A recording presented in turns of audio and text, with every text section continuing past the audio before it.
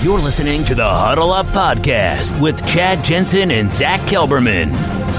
Join Broncos Country's deep divers at milehighhuddle.com and sound off. And now it's time to drop some knowledge.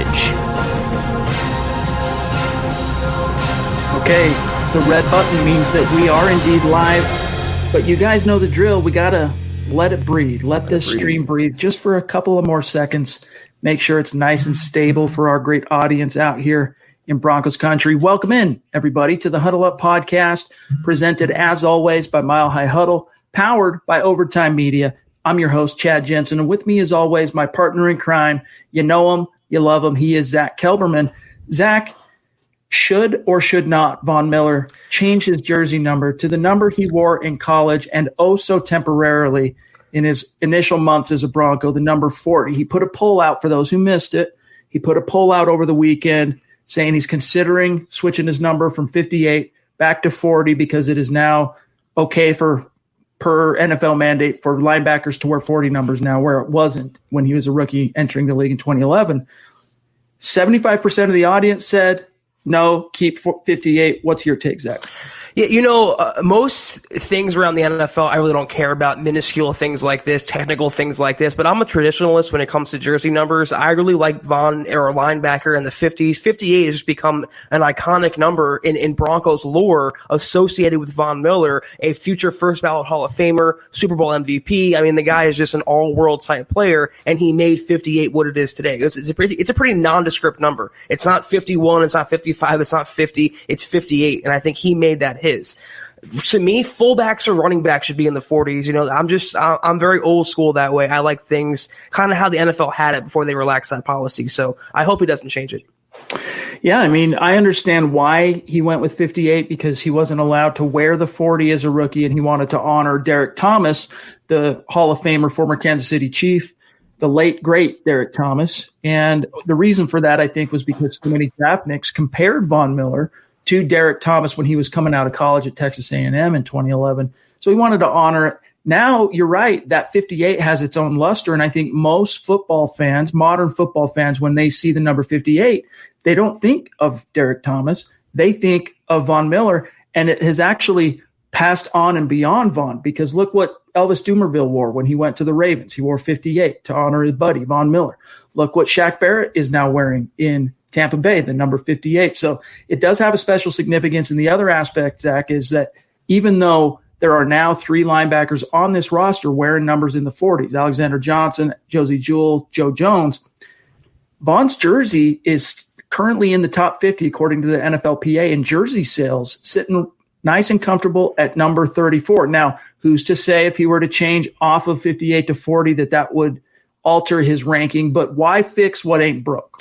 Right. And, I see a lot of comments saying it won't be wearable anymore. A lot of fans have his jersey and his T-shirts and his apparel with his number on it. He doesn't care about that. If he wants to change his jersey number, he's not taking fans' money into consideration. But my thought is this: if or when the Broncos retire his number, how would they do it with 2 numbers? It wouldn't be 58 and 40. That we're not going to hang 2 numbers from the rafters. I think he knows that his lore is built around that number. He's become just a Hall of Fame player wearing number 58. So it's one of those things where there's nothing going on right now. It's the dead of the offseason. He's just looking for something to put out there, take maybe the spotlight off of the issue that we won't talk about, and kind of having some fun with the audience. I don't think he's going to do it, Chad. Yeah, I really do think it's more about a star player just being bored and just wanting some social media interaction, because they're like us.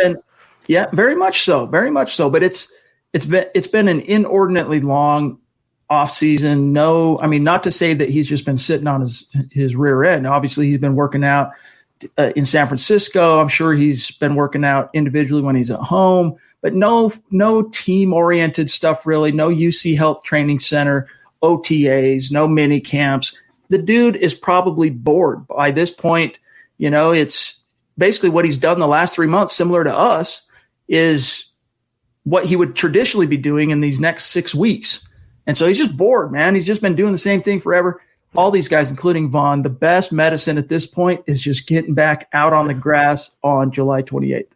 Yeah, when training camp rolls around, if we have a preseason, if we have a regular season, which I think we will, this won't even be a remembrance, Chad. This is just a here and now in the June dead period kind of thing.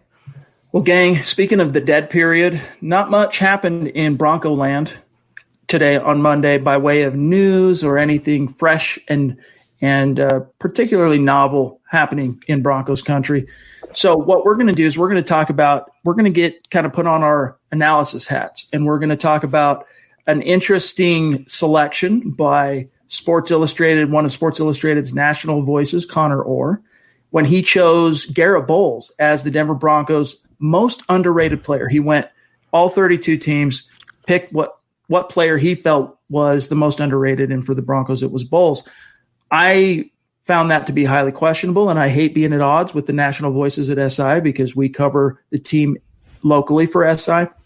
However, we got to go in on this, Zach, because I think it's not only wrong, it's dead wrong. Not to say that Garett Bolles isn't underrated in some sense, like you can make that argument, but I think there's at least 5 players that have a better case for being named the most underrated Bronco. And we're going to get to that. And I want to get your take on that as well, obviously, Zach.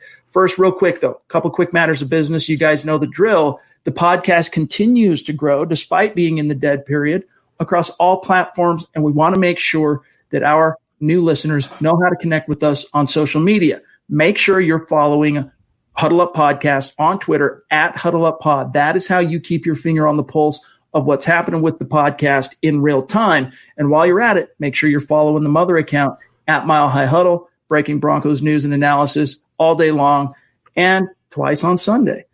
If you're in a position, gang, check out the merch store, huddleuppod.com, if I can get it to work on the screen here. Get your swag on. Get yourself one of these Football Priest hats. Get a Football Priest t-shirt, Mile High Huddle State of Being hoodie, Huddle Up Podcast mug, face mask. We got a little something for everybody out there. Different times of the year. It's summer. You want to get yourself a what was it you made? It was what was the last thing you made? It was a tank top. Thank you. Myself. Well, the mug was, but a piece of clothing, it was the tank top. Yes, that's right. That's right. Anyway, a little something for everybody. If you're in a position, check that out. It's another way to support what we're doing here at MHH. And if you're not in a position to do that, it's all good. We're just grateful to have you here listening, participating in the live stream, or listening to this as a podcast after the fact.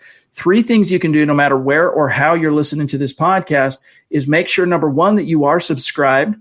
Make sure you like this video or this episode wherever you're listening, and then share it out there to your friends and family and help us reach other like-minded Broncos fans and help us continue to grow MHH, which has just skyrocketed over the last, I would say, 9 months into a whole new stratosphere. And it's thanks to you guys in Broncos country. It's thanks to our great listeners in our community that this thing has really just snowballed. So those 3 simple things: subscribe, like, share. You guys know the drill. We appreciate you.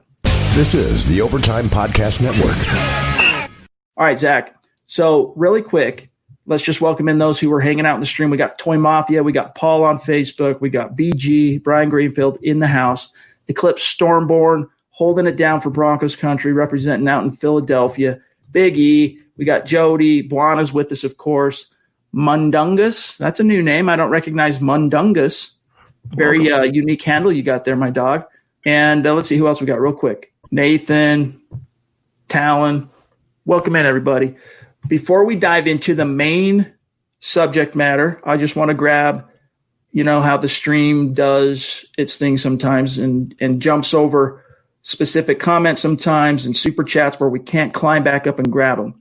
Let me just grab the 2 supers, our superstars that are already weighing in, supporting what we're doing here. And then we'll dive into this article by Conor Orr and my kind of rebuttal. Mike Evans, bona fide super chat superstar here at MHH. We really appreciate you, my friend, with the $10 super. Thank you, Mike. He says, who brings more value to the defense, Malik Reed or Justin Hollins?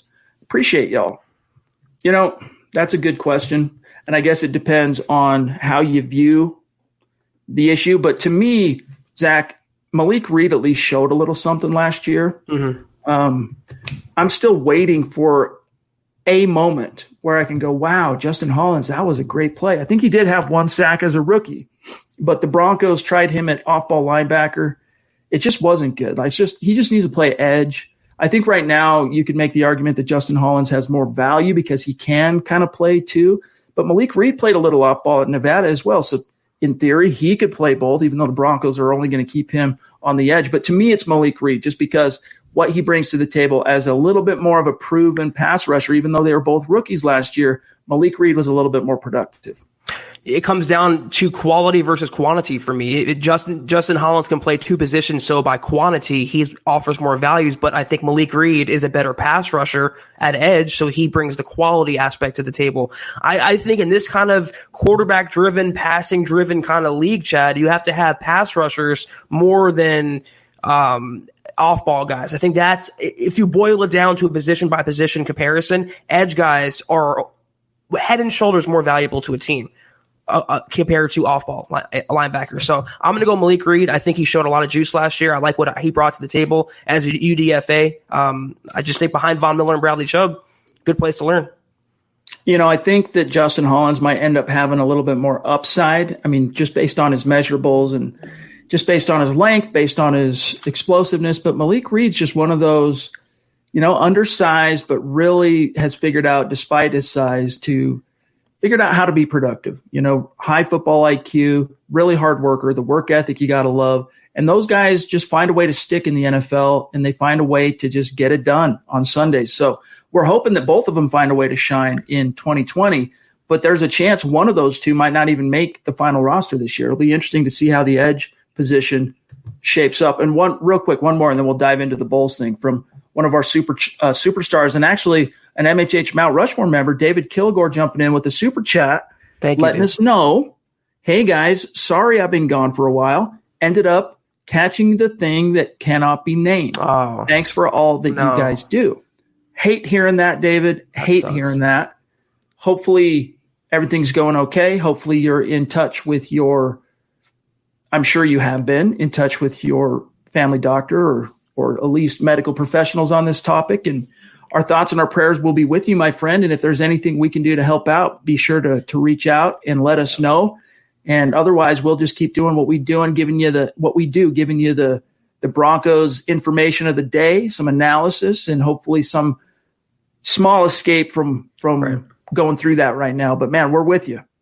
Yeah, David, that's terrible to hear. I'm so sorry to hear that. Please be well and get well soon, and let us be your haven for an hour, 4 days a week. Just tune into us, talk some Broncos with us, and get your mind off that issue. Hopefully that your family's okay, and everyone, I'm sure you're taking necessary precautions, everything like that. Hopefully you'll be better soon, and just let us know if we can do anything, like Chad said, to expedite that healing process.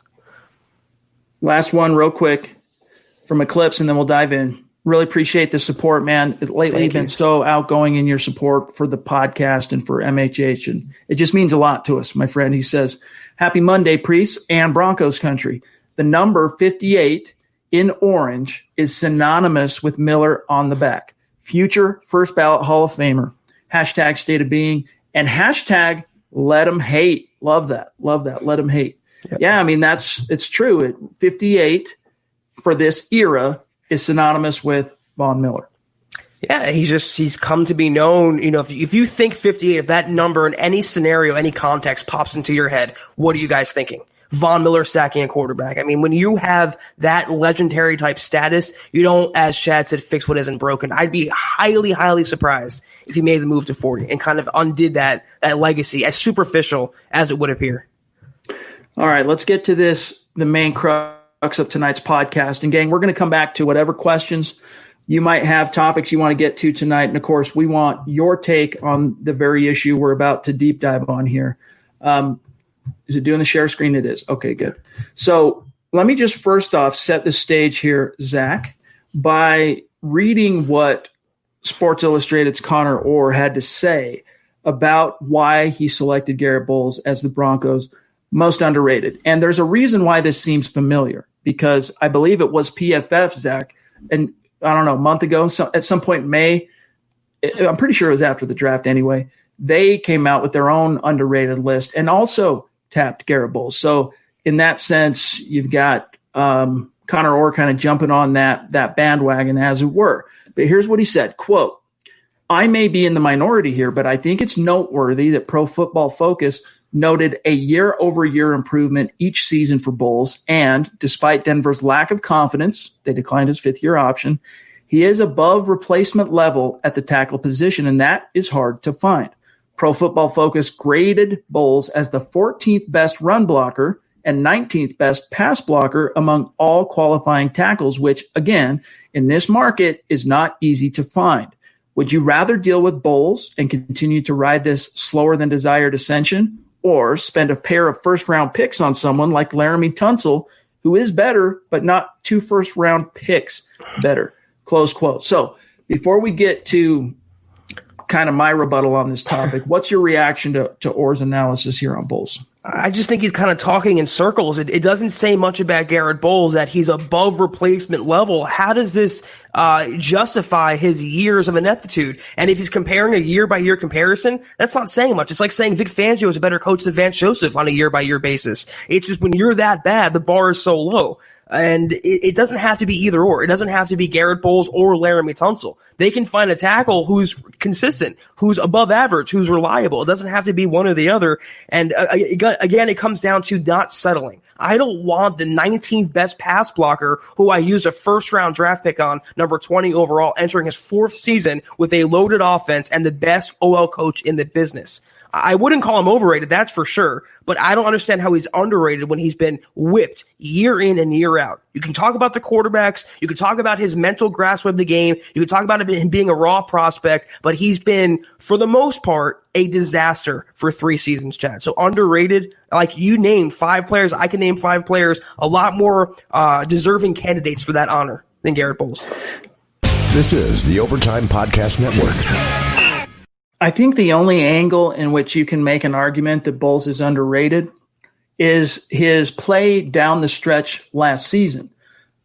But it was compared to the previous sample size, the 2.5 years of play as a former first-round pick of the team, like it's actually worse. It's actually more of a possible outlier, Garett Bolles' relatively small sample size of good play, than the Drew Lock 5 games as a starter, because you had 2.5 years of just boneheaded Garett Bolles performances, one game after another.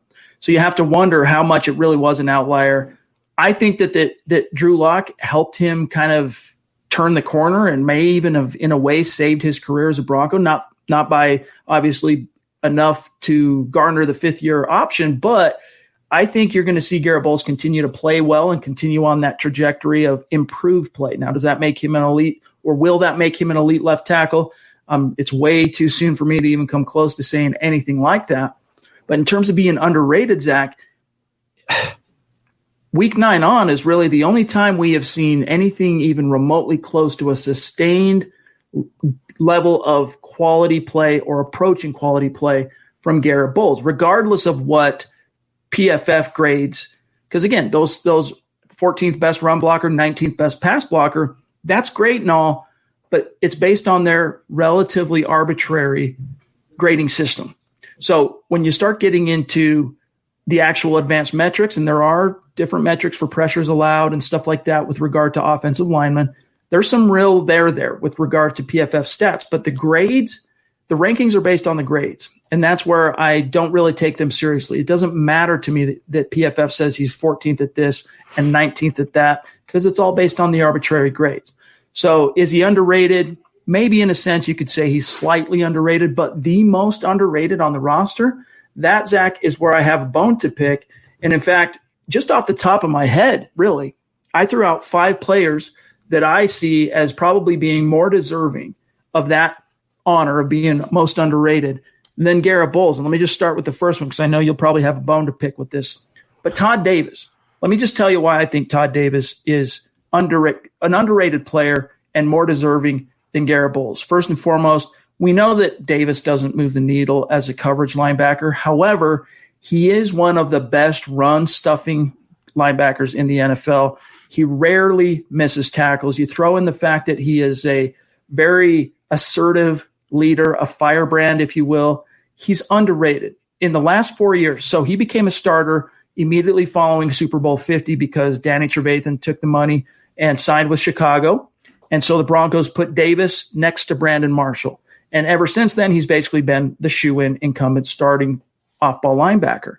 In the 4 years that he's took over as a starter, he's averaged over 100 tackles per season, and yet he's perennially dismissed and unloved, I think, by a large swath of Broncos fans and virtually ignored by the national media. It's because he's so bad in pass coverage, Chad. He's not even just like below average. He's not inconsistent. He's just playing terrible. It looks like he's running in cement boots. If this was 2003, 2004, when the NFL was mostly a running league, if that was still the case, yeah, he'd be underrated. But in terms of this kind of sport, what it's become nowadays, what it's evolved into, a passing league, when you see him running 5-10 steps behind Darren Waller, of all people, that's when you know you have a problem. And some of that falls on coaching for scheming Davis on those players, but I don't think you can be underrated because you're a good run stuffer. I agree. He's good in that area. He's good in that role. He's a decent leader on defense. He has skin in the game. He's been around the Broncos for a while now. I just think he's so bad, though, in one area of his job where it kind of disqualifies him from that label of underrated. Real quick, let me grab this from Zach. Web Design, one of our superstars, jumping in. Appreciate you, my friend. Thank you, Zach. His reaction is, like, I understand Bolles is a first-round pick and stuff, but the thing that worries me is between the ears. He really needs to grow before I trust him. And honestly, Zach, I think that is a perspective shared by the Broncos front office. They want to see Bolles put it to – the only thing missing is between the ears. He's got the talent. He's got the measurables. Look what he did at the Combine back in 2017. Impressed the heck out of a lot of NFL teams. The Broncos weren't the only team clamoring for Garett Bolles. Now, maybe someone else, another guy would have been made the first tackle off the board, a guy by the name of Ryan Ramczyk, if the Broncos don't take Garett Bolles. But Bolles was a coveted tackle prospect in what was a very weak tackle class, in 2017. But the Broncos need to see him put it together between the ears. I think Zach's Web Design is 100% correct on that. But how much longer will we give him to do that, Chad? I mean, how many more excuses and years do we have to take for him to develop behind the ears and between the ears and develop a mental grasp of the game? Is it going to be his 4th year, his 8th year, his 12th year, when he's 30, when he's 35? How much longer will we have to live with Garett Bolles being replacement level even? And let me ask you a question. What other first round pick would it be okay to have an above replacement level tag associated to him? Wouldn't it fly with quarterback? Wouldn't it fly with cornerback? Wouldn't it fly with edge rusher? And those positions, I rank them quarterback, offensive tackle, left tackle, your blindside guy, cornerback, and edge rusher. Those are the most important positions in the NFL. So Garett Bolles plays the second most important position, and he's only above replacement level. That's good enough. Ryan Ramczyk is way above replacement level. He was a first-round tackle, same class. Why can't we have the same expectations for Bolles? Why can't we want the same thing the Saints are getting with their tackle? I understand one's right versus one's left, but I just don't settle on those laurels that he was okay when Drew Lock was starting for 5 games. If he's okay the entire season this year with Drew Lock starting, I will eat plenty of crow. I will say he's improved, he's turned a corner, but to crown him as underrated or to coddle him based on 5 games versus 2 years of incompetency, I can't get behind that.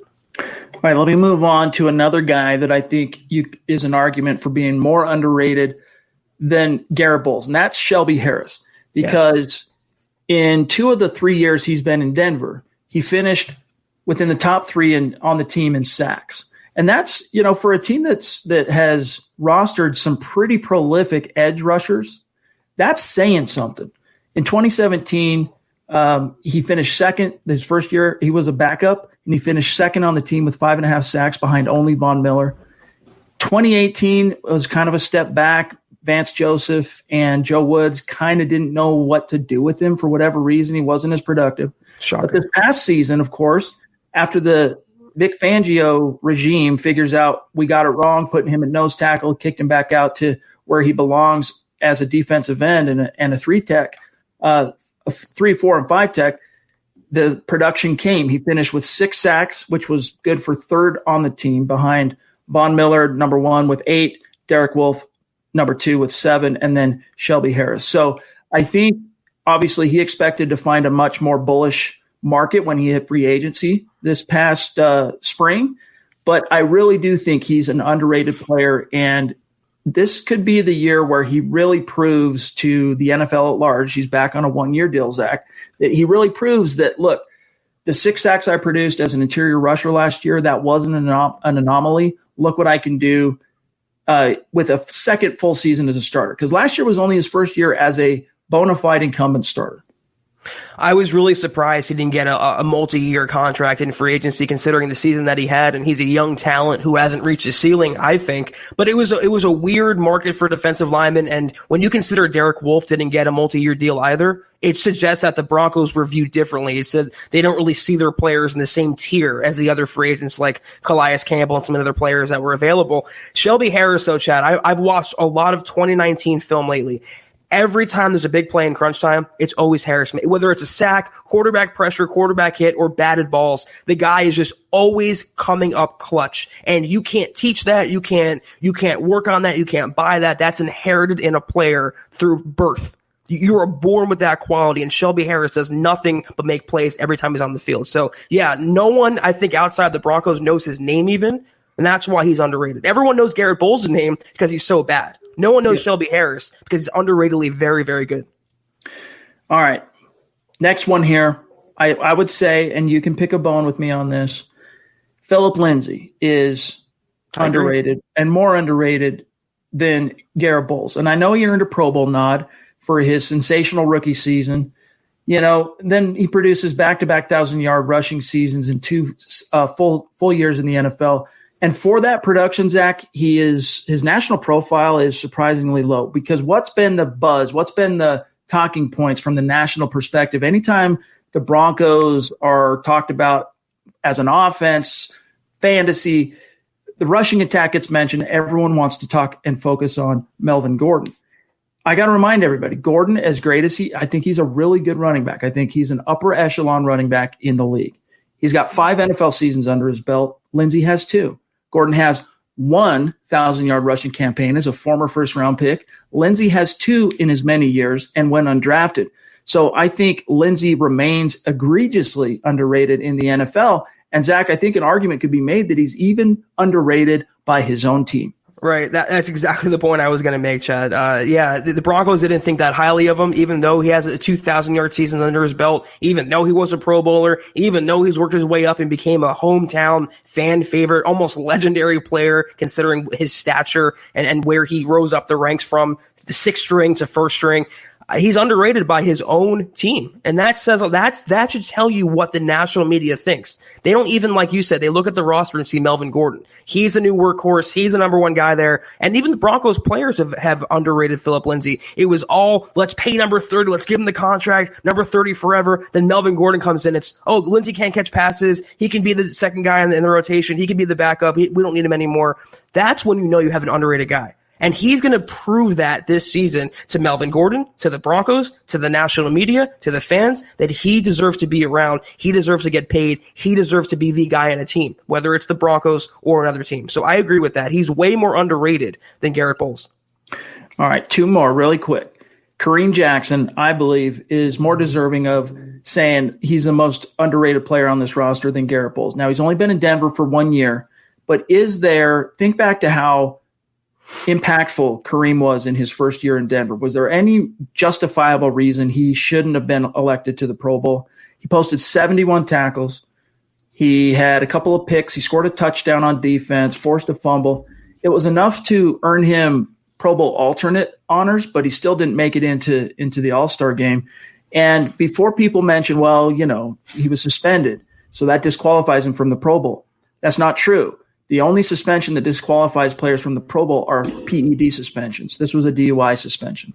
So I think, maybe if he doesn't get suspended, he gets enough stats potentially to get him over the hump and be one of the players to actually appear in the Pro Bowl, not just be an alternate. But I do think there's an argument to be made.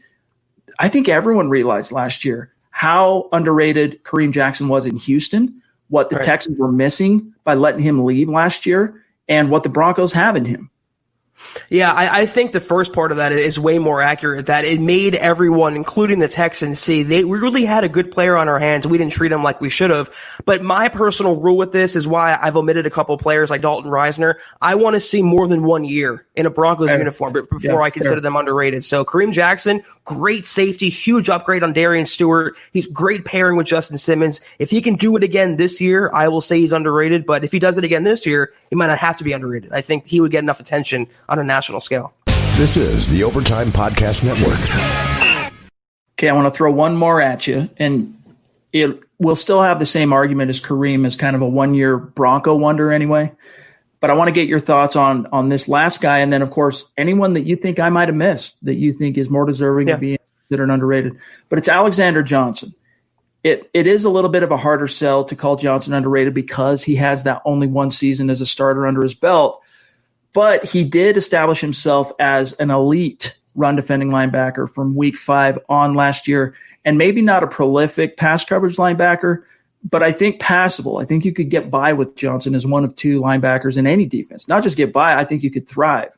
He ended up as the 4th highest graded linebacker in the entire NFL per Pro Football Focus, for whatever that's worth to you. But you look at those off-ball linebackers that are graded up there with him, majority of them are Pro Bowl guys or guys who've been to the Pro Bowl at differing points in their career. So he's another Bronco that I think if they had been a winning squad last year, if they had finished with double-digit wins, he's a guy that probably garners some individual accolades, which tells me that if he keeps it going in 2020, maintains that momentum and trajectory, he's probably a lock for either the Pro Bowl or at least garnering some kind of all-pro nod, something like that, Alexander Johnson.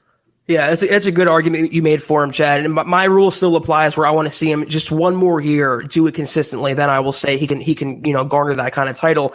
He was great though. He was a revelation for a Broncos defense that has long been looking for a capable inside linebacker to succeed Danny Trevathan. They haven't really found one yet, and Johnson was just a breath of fresh air on defense. He did for the defense what Locke did for the offense. Just literally raised everybody up, brought the energy level up. He did his little dinosaur dance. He's a very exciting player to watch. He has some pass coverage deficiencies, but he also has the attitude that I love. I read a story from the Denver Post recently, and he said, we know that the book's out on us. Him and Todd Davis were not great coverage linebackers. We want to change that. I love hearing those type of things from players that stay motivated, want to be better. They're hearing the outside noise and using that to fuel him. So I like Johnson a lot as a player. I'm willing to say he's, a burgeoning, underrated player, just not there quite yet. He doesn't have a big enough sample size, just like Kareem Jackson in a Broncos uniform.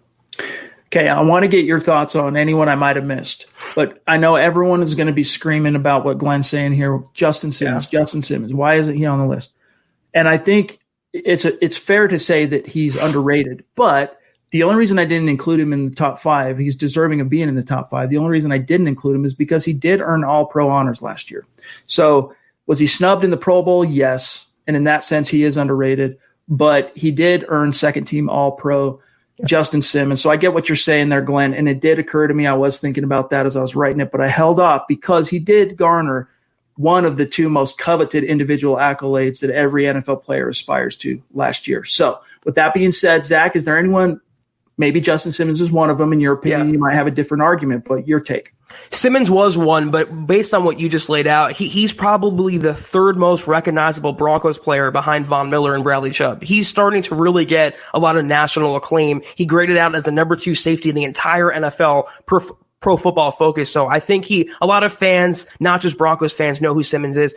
I can't really think of any because there's so much turnover on the roster the last couple of years. They have so many new starters, so many young starters.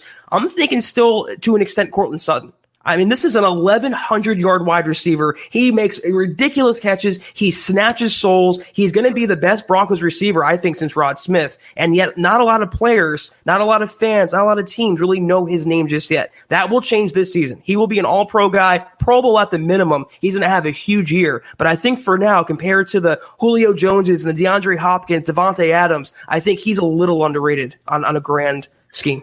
I think you're right. The same thing that with Simmons applies in terms of he did at least get the Pro Bowl nod, so I didn't quite include him. I mentioned him earlier in the piece, but I didn't quite include him. But you're right that he is underrated. And there's 2 aspects to Courtland Sutton's game that, to me, really speak to how special he is as a talent and where he's headed.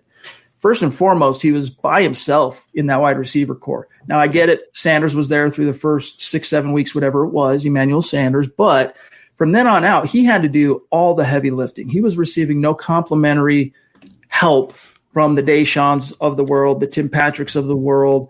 He was a man on an island in that sense. And so it didn't take long for opposing defenses to just start cheating help his way, and yet he still found ways to produce. The second thing that makes me so stoked on Garett Bolles, on Courtland Sutton, is the fact that he managed to produce that 1,100-yard season with 3 different quarterbacks, 2 of which, let's face it, Joe Flacco, he was a shell of whatever the most optimistic opinion you could have, most fair and positive review you could have on Joe Flacco's pre-Bronco career, whatever his pinnacle was, maybe it was the 2012 year where they won the Super Bowl and all. Whatever that version of Flacco is, he was a shell of that in those 8 games he started for the Denver Broncos. He was a walking liability. And we took a lot of heat on this podcast, and understandably so, for our criticism of Joe Flacco through that first 2 quarters of the season, because it's natural that fans close ranks around their quarterback. Whether his name is Joe Flacco, Peyton Manning, Trevor Siemian, whoever it is, fans are going to naturally close ranks around their guys. Just like if, you can talk crap about, your best friend, but as soon as someone else does, you're going to stand up and defend him. And it's that same principle. But you get to Brandon Allen, Zach. It looked good for about 6 quarters, and then it went south really quickly. And then, of course, finally Drew Lockett's in there. So those 2 elements, man, I think you're right that he is definitely underrated. And by the time the calendar year of 2020 is over, I don't think that'll be an issue for Courtland Sutton anymore. No, everyone is going to know number 14 around the NFL. We're all going to see his jersey being a high seller. Everyone's going to know who Courtland Sutton is by the end of this season. KP jumping in down in Florida with the $5 super. Really appreciate that. Thank you, Kevin. He says, I don't care if Vaughn wears a blue and orange tutu. If he gets sacks, I'll love him as usual, and his manhood wouldn't be in question, according to KP.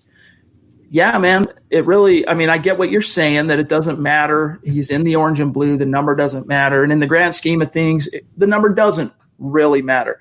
But when we're sitting here on June 29th and Von Miller is tweeting out polls on should I change my number, it's a fun subject to talk about because there's nothing else happening. And when we had the last, 3-4 months like we've had, Chad, other bigger issues going on, it's nice to talk about football and jerseys. It's a needed question right now. So I appreciated that from that aspect.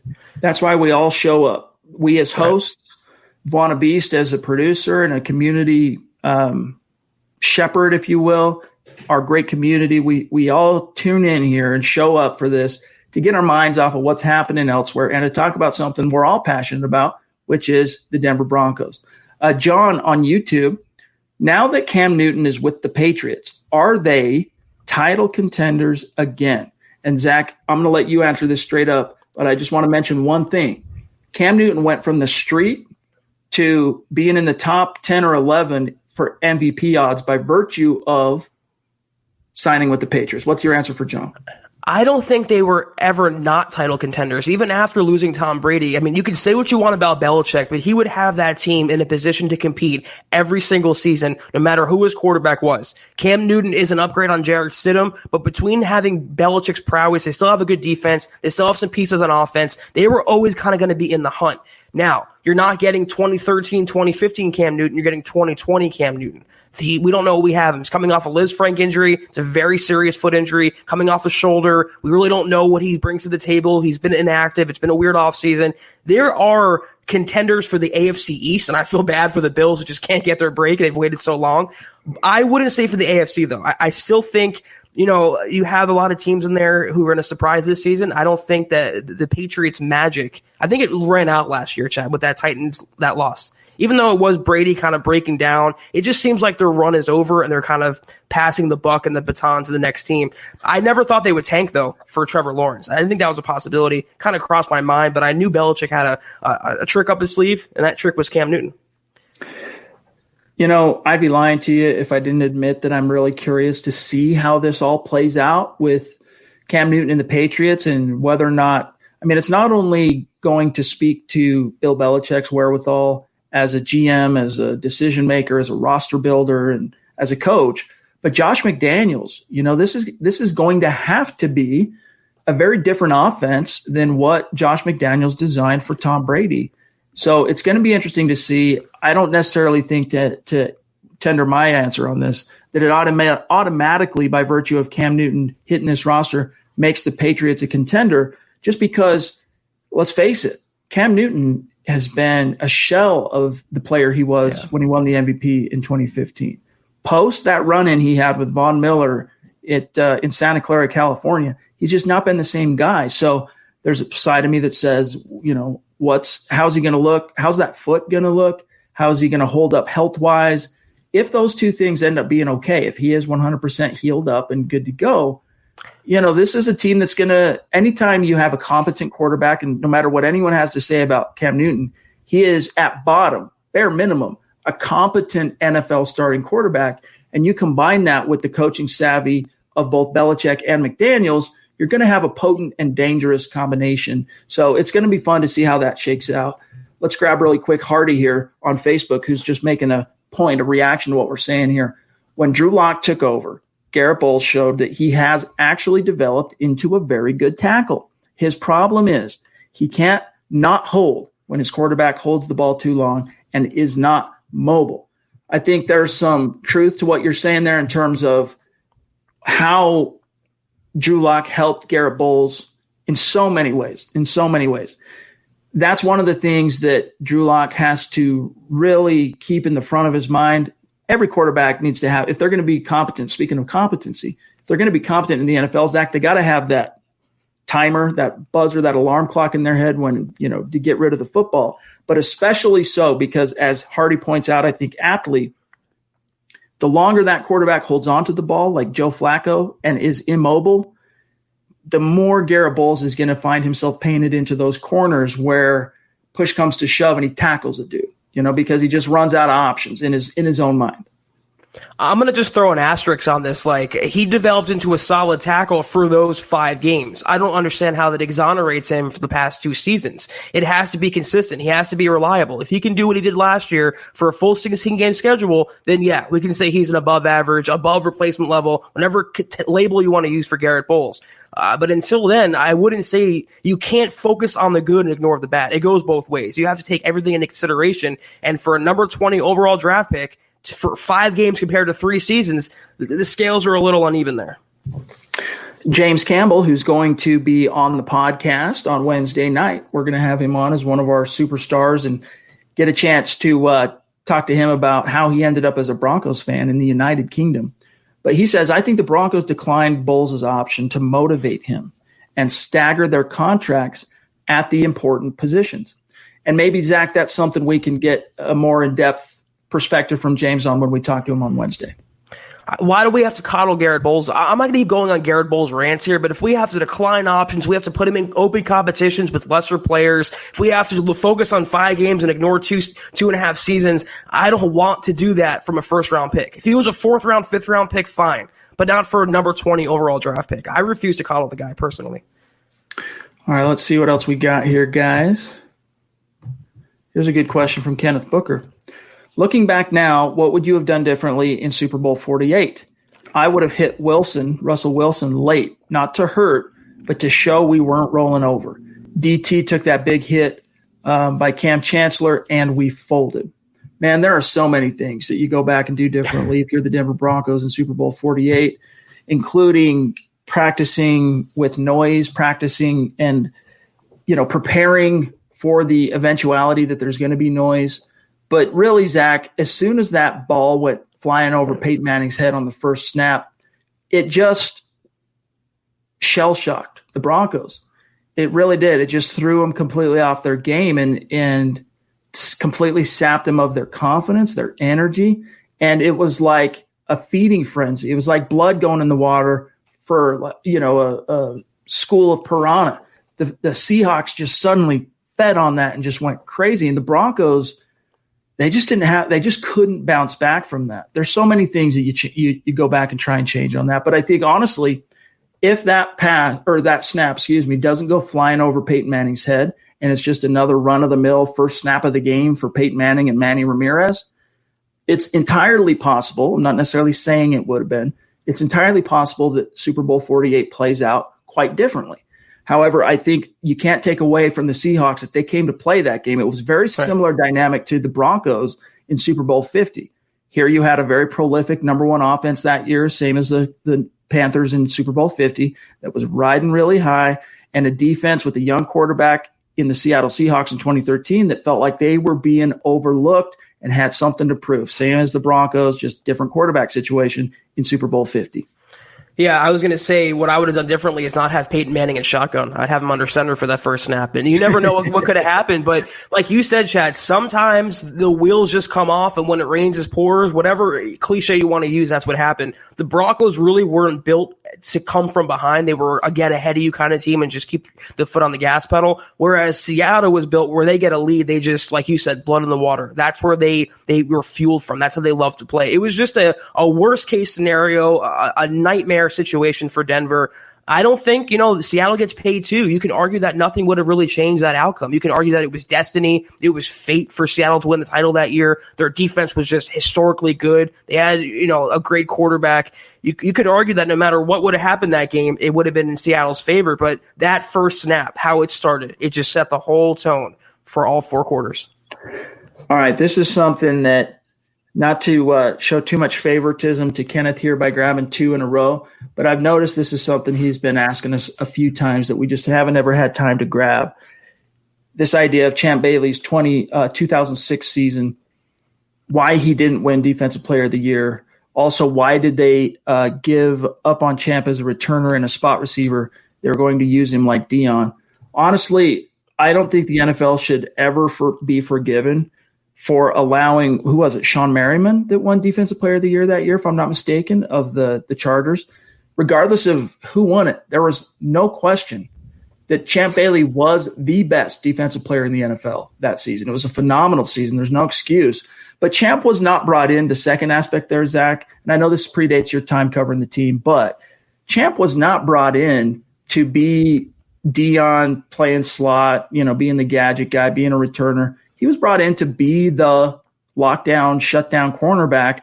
They tried him a little bit. Shanahan, played around with him and got in the heads a little bit of opposing defenses. But for whatever reason, ultimately wanted to keep Champ's focus on defense.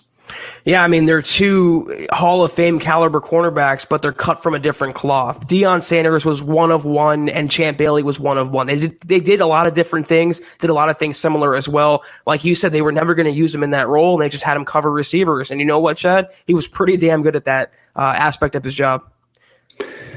Who was it that won the Defensive Player of the Year in 2006? I know. Okay, so I'm looking at Merriman's. I'm just going to Google it. Now it's bothering me. Defensive NFL. Kenneth says Jason Taylor. Jason Taylor. Let me look at his stats real quick. That's far enough back that I don't have that Rolodexed in my brain. Let me just look at 2006. So Jason Taylor that year.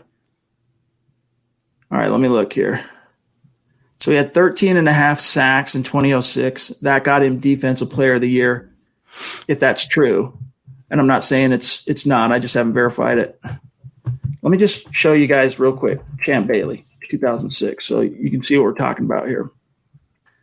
Champ Bailey in 2006, 10 interceptions, 1 touchdown, pick 6, had 162 return yards, Zach. 162 return yards. That's more than like half of the league quarterbacks get rushing every year. Fumble recovery. The dude was phenomenal. 86 tackles, 74 of which were solo. Let me see. Passes defense. He had 21 passes defense. So all due respect to Jason Taylor, to this day, I'm with you on that, Kenneth. It sticks in my craw that Champ did not earn that honor because, maybe it was during a time where the NFL was a little bit loath to hand that honor to a cornerback.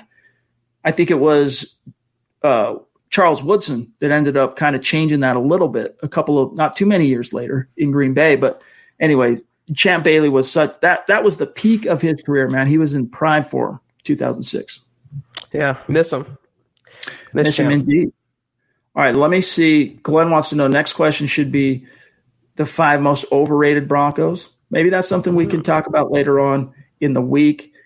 If Monday is any indication, topics-wise, news-wise, it's going to be a slow week. So we can probably get to that.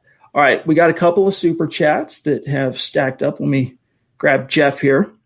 Really appreciate the support, Jeff. He says, come on, Zach, Kareem balled out consistently. So that's one bone that I'll pick too as well, Zach, is just that I get it, only 1 year as a starter in Denver. But in Kareem's case, one thing that is different between he and Alexander Johnson, for example, Alexander Johnson really only has 12 starts in the NFL under his belt. Whereas in Kareem's case, he's got a decade of playing in the NFL. Last year was his 10th year in the NFL.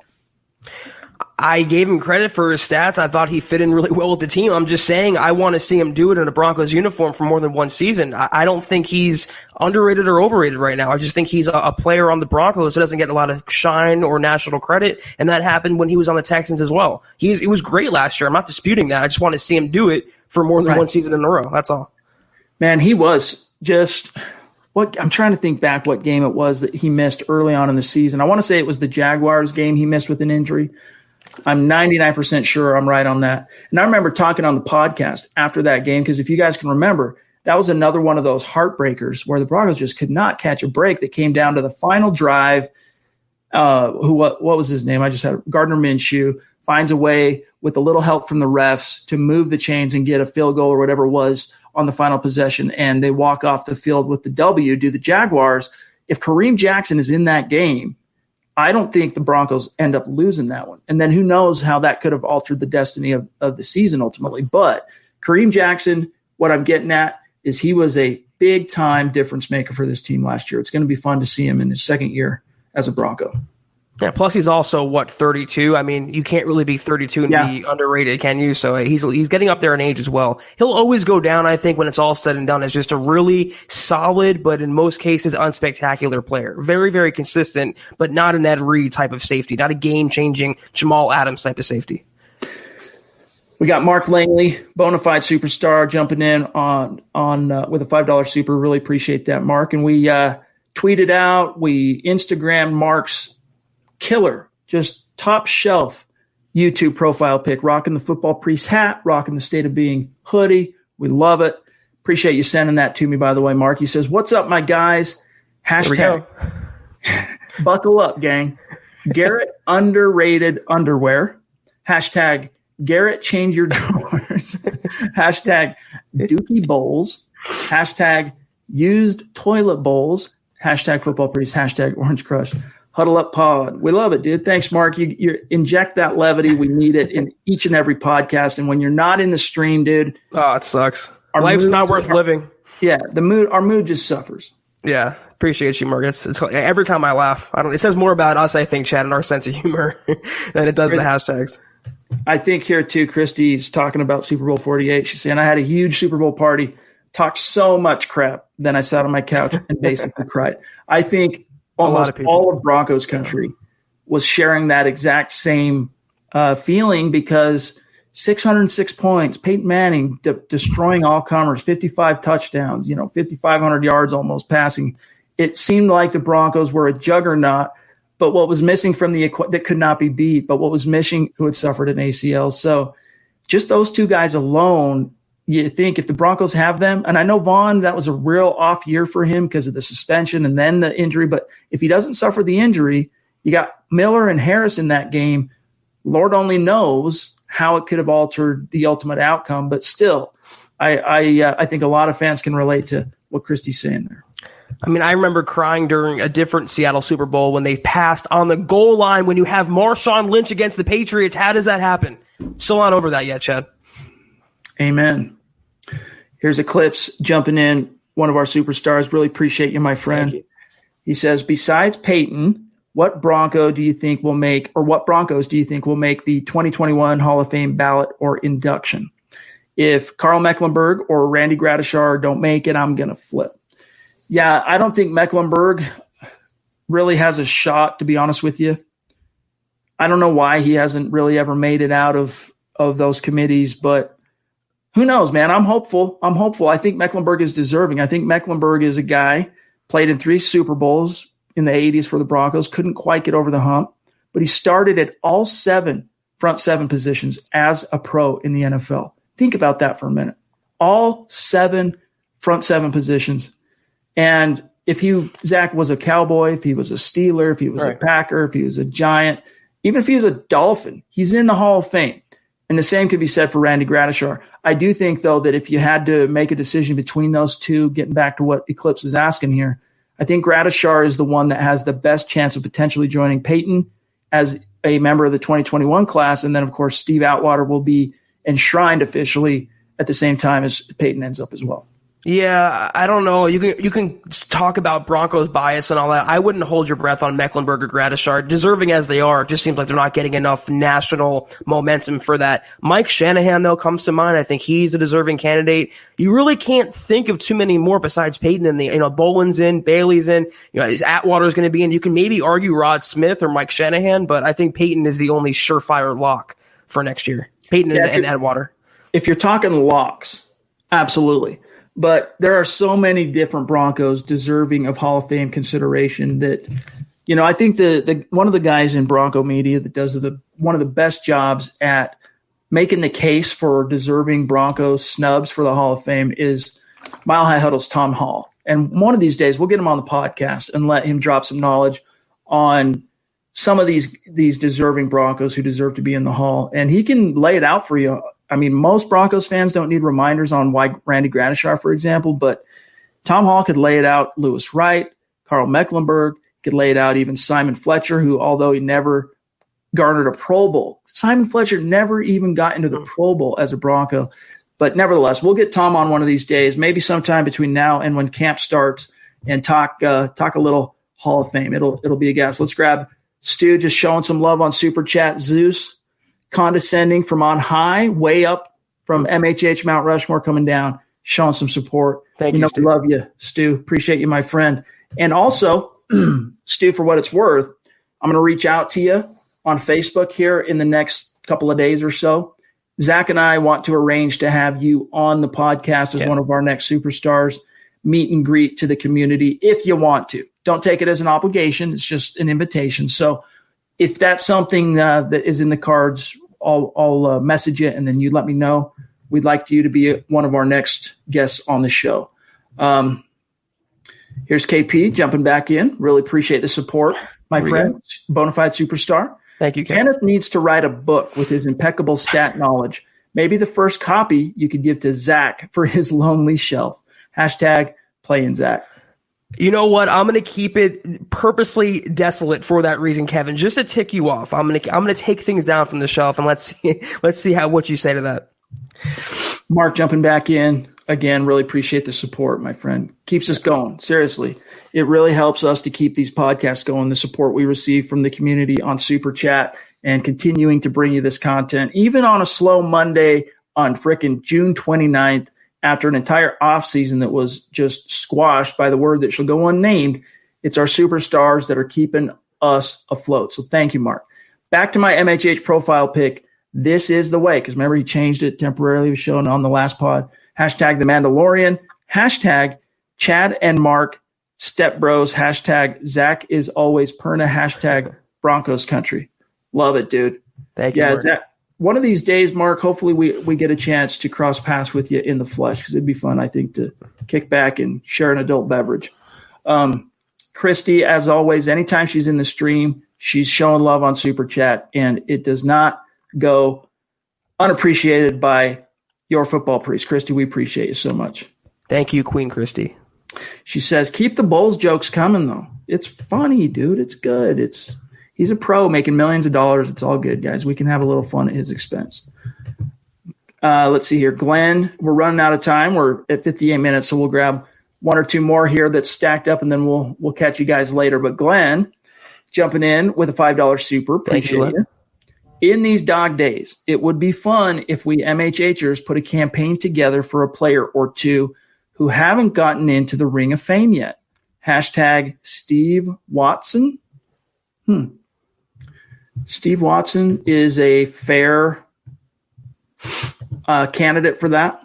I could think of probably 10 guys, in my opinion, that would be more deserving of Steve Watson. But getting back to Glenn's point, putting together a campaign or something like that, it's something that we would definitely want to we would sponsor, we would encourage from the community, but it couldn't come necessarily from MHH, because MHH, as milehighhuddle.com, is a part of Sports Illustrated. We can't really campaign per se for certain things. We've got to maintain objective in the interwebs. However, we could definitely, if our superstars arrange something, got something going, we could definitely get behind that and help push it and promote it and get it out there.